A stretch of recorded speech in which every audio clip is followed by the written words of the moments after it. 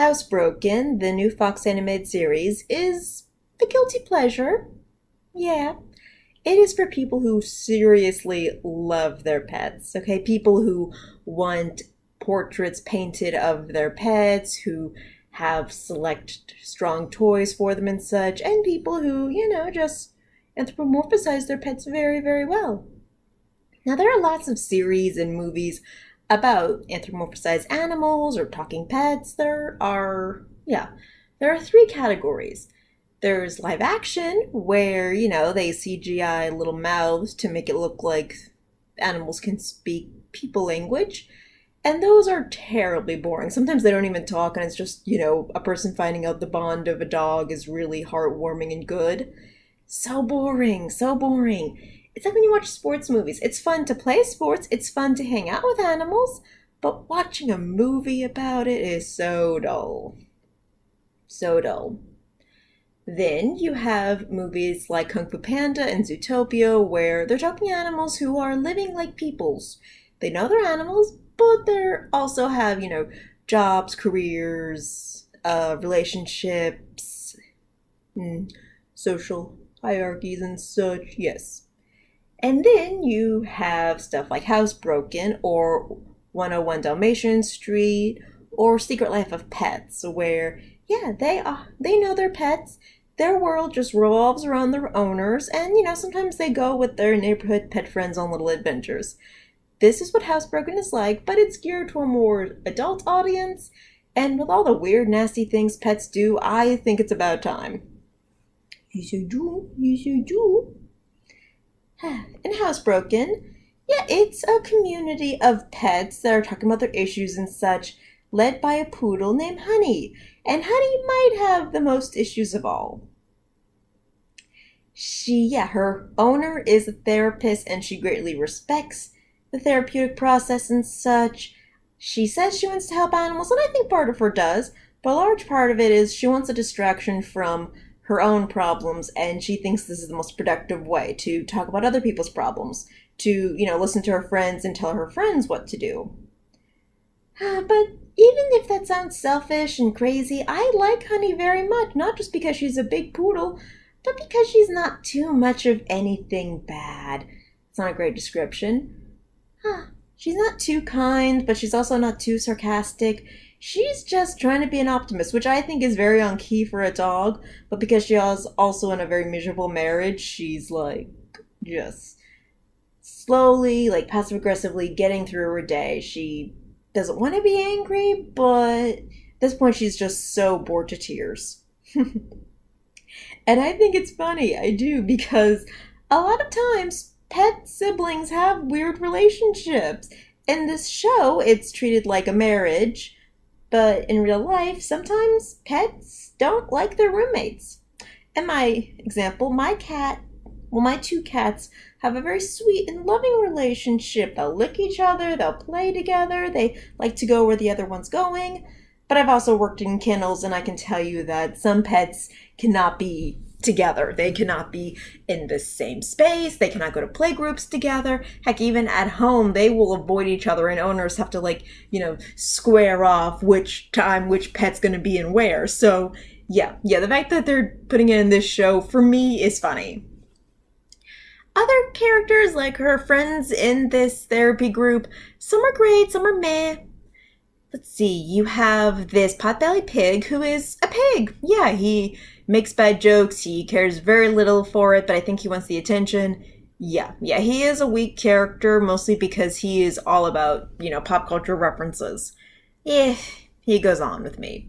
You have the prissy cat who, values her vanity and used to be on commercials, I think. And she's fading out, and, she's putting on her very, very best Meryl Streep impression. Let's see, you got the chunky kitty, who actually I think is very sweet. Yeah. He has a bad relationship with food and his owner and dependency.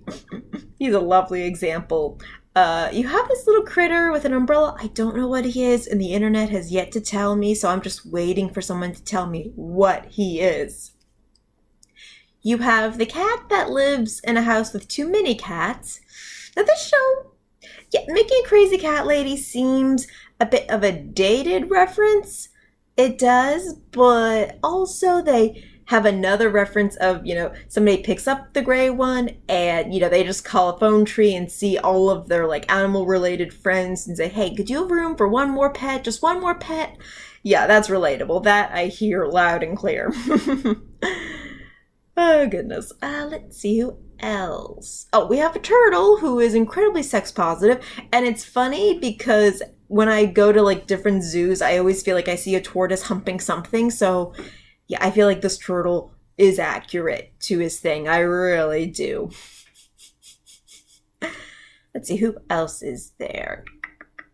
Oh, yeah, there's a hamster that's, a school hamster. She's a classroom pet. She's handled roughly, and I want more points on that, okay? I want more people to talk about, how they can make kids more kind and responsible to pets. Whenever I find somebody who's, getting a dog when they're getting a kid, I'm like, oh, please be the responsible actual dog owner. Please, please. I've seen it go both ways. I've seen people with dogs and kids, their kids learn to take care of the dog, they're responsible, they're on top of it all, and I've seen them ignore the dog and the dog just live miserably. Yeah, I don't like those situations, but whatever. Any other characters? There's a kinky fish. Oh god, she drives Honey up a wall a bit. Not as much as the PC Corgi, oh my goodness. Whew. Elsa, yes, that is her name, is a service dog, and I actually think service animals are useful, okay? Usually for older adults that have lived through traumatic experiences, yes, the healing touch of your comfort friend is good, is useful. In this case, it's more of a joke because her owner seems to just be a millennial who wants to carry her corgi wherever she wants. But Elsa, God bless her, takes it very seriously. And again, she is all about the PC jokes from a dog, which, are a little annoying, but that's what makes them kind of likable of how annoying they are. It's a funny little thing. She really wants to be the group leader, even though her jealousies and, just desperation to be liked really make her the most unlikable person. But yeah, there have been moments where she proves that she would be a good asset, if she took over some responsibilities from Honey. Let's see, am I forgetting anyone? Probably. Oh yes, Diablo, this scared little mixed doggy. I'm not sure what he is. He kind of looks like a chihuahua mixed with something else. Yeah, his sad little wispy voice. That's exactly how I see little dogs like him. Oh, and he has like the underbite. Yeah. His owners are separating and he's okay with it because, double treats, double hugs. But then one of his owners is dating somebody and they have a baby. And yeah, he's like, what are you? Are you a pug? It's little stuff like that that just makes my day. And the writing on this show is, better than I expected. I expected very, very little, and there are moments where the jokes are weak or the story is boring, but there are also moments with character development that are really strong. Like there's this ongoing thing where Honey is trying to decide whether or not she wants to, cheat on her dopey St. Bernard husband with this, like, wildly attractive coyote, and she goes into these dream sequences. And yeah. You can tell while she's talking, not exactly about it, but talking around things of how she's contemplating it, how she's practicing and, wants it, but wants to also be good.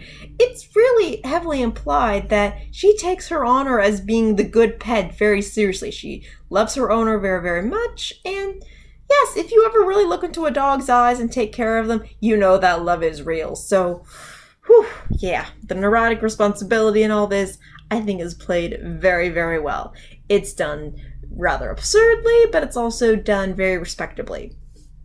Do I think the show is going to last? I'd be surprised if it did. Again, if you're not a pet lover, if you don't really love pets and thinking about pets talking about the silliness of humans, then it's pretty bland. But if you do, then yeah. The humor is very well written to me, and I think the ongoing story might even surprise me. I do. I'm not sure what Honey's gonna do. I have some hopes for her, but I'm not sure. Also, I want to see how all the other characters' home lives are. We've had a few so far, but I always want more. Goodness. We've seen them when there are like sirens going on. I want to see them during a thunderstorm. Or 4th of July.